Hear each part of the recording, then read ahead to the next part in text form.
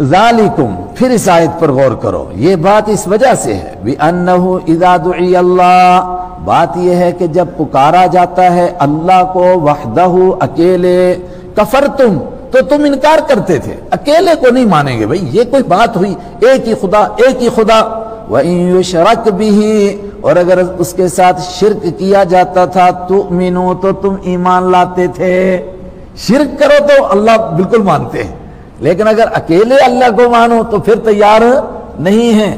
اور دنیا بھر کے جتنے مذہب کے لوگ ہیں سب یہی کہتے ہیں، ایک ایک کے پاس چلے جائیے، آپ ان سے پوچھئے اللہ اکیلے مالک کو مانتے ہو؟ کہتے بالکل اکیلا، اس کا کوئی شریک ہے؟ بالکل نہیں، اس کی کوئی رنگ روپ ہے، کوئی کچھ نہیں، تو پھر یہ فوٹو کس لیے آگے رکھے ہوئے ہیں؟ کہتے دیکھو ایک بڑی طاقت ہے، اس کے پاس تھوڑے ہم جا سکتے ہیں اسی طرح۔ مگر میں نے کہا دکھ تو یہ ہے کہ یہ بات ایمان والا کہہ رہا ہے، آج ایمان والا کہہ رہا ہے۔ ایک آدمی نے دوسرے سے کہا ایک مسجد میں، ہمارے ہیں جموں میں، کہ آپ کہاں گئے تھے؟ کہتے ہیں نماز پڑھنے کے لیے۔ کہتا ہے اس سے بہتر تھا آپ تھوڑی دیر گھنٹی مار لیتے۔ وہ حیران ہو گیا، ریٹائرڈ چیف انجینئر، چھوٹے نہیں بڑے ہوتے تھے، پڑھا لکھا آدمی۔ اس نے کہا یہاں میں نے کیا خطا کی؟ کہا تم کو معلوم نہیں ان کے پیچھے نماز نہیں ہوتی ہے؟ کہا کیوں نہیں ہوتی ہے؟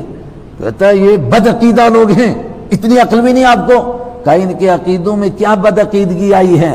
کہا یہ کہتے ہیں سب کچھ اللہ ہی سے ہوتا ہے۔ تو اس نے کہا بالکل اس کے الفاظ نے، ابھی زندہ ہے وہ، اس نے مجھے آ کر سنایا، تو کہنے لگا میں نے اس سے پوچھا کہ آپ کیا کہتے ہیں؟ کہتا ہے میں کہتا ہوں اگر صرف اللہ ہی سے ہوتا ہے تو پھر یہ زیارتیں مٹی کا ڈھیر ہیں، اس لیے بنائی ہیں یہ قبریں۔ وہ تیرے باپ نے بنائی ہیں کیا خدا نے بنانے کے لیے کہا تھا تجھے؟ قبریں بناؤ اور مجاور بنو اور قبروں کے اوپر بیٹھ جاؤ۔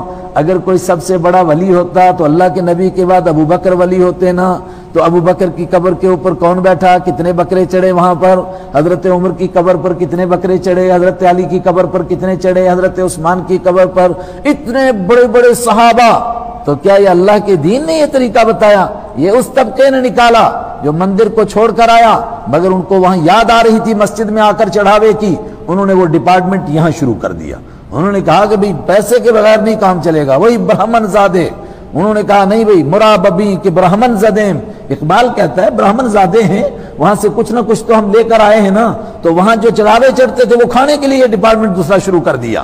اب بالکل یہ الفاظ میں نے نقل کیے ایک مولوی صاحب کے، ابھی جس نے مجھ کو سنایا وہ بھی زندہ ہے، وہ کتاب لینے گیا تھا ان کے پاس تو وہ ٹال رہا تھا اس کو، تو اس نے کہا اچھا آپ نماز پڑھنے جا رہے ہیں واپس مجھے آنا۔ کہتا ہے میں واپس گیا، اس نے کہا کہ یہ مفتی عنایت اللہ، اس کے پیچھے نماز پڑھنے سے تو اچھا تھا آپ کو گھنٹی مارنی تھی۔ اور یہ وہ طبقہ ہے آج حرم میں نماز نہیں پڑھتا ہے۔ اللہ آپ کو لے جائے، آپ جب نماز کے لیے اندر جا رہے ہوں گے اندر سے باہر بھاگ رہا ہوگا۔ کیا وہ منظر ہے؟ کیا ان کی مت ماری گئی ہے؟ اور یہ چند لوگ ہیں ان کے ملا جو ان کو بے وقوف بنا رہے ہیں اپنی جیبوں کو بھرنے کے لیے۔ عام عوام کا یہ سوچ نہیں ہے، مگر عوام بے وقوف بن رہی ہے، ان کو عقل ہی نہیں، وہ ان کے پیچھے دوڑ رہے ہیں، ان کو معلوم ہی نہیں، اور وہ چند ٹکوں کے لیے سب کچھ بیچ گئے ہیں۔ ذالکم، تم سے کہتا ہوں یہ بات اس وجہ سے ہے، بِأَنَّهُ إِذَا دُعِيَ اللَّهُ، بات یہ ہے کہ جب پکارا جاتا تھا اللہ کو وحدہ اکیلے، کفرتم، تو تم کفر کرتے تھے، وَإِن يُشْرَكْ بِهِ، اور اگر شرک کیا جاتا تھا اللہ کے ساتھ تُؤْمِنُوا، تو تم ایمان لاتے تھے۔ بھئی شرک کے ساتھ ایمان کیا بچ گیا؟ یہی بات کہ اللہ بھی ہے مگر ساتھ میں غیر اللہ بھی ہے۔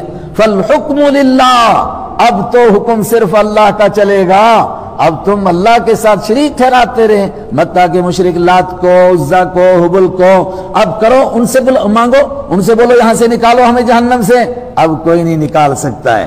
فالحکم، تو آج فیصلہ ہے للہ، اللہ ہی کے لیے، العلی جو بلند ہے، الکبیری جو بہت بڑا ہے، وہ اللہ ہی فیصلہ کرے گا، اسی کا فیصلہ یہاں چلے گا۔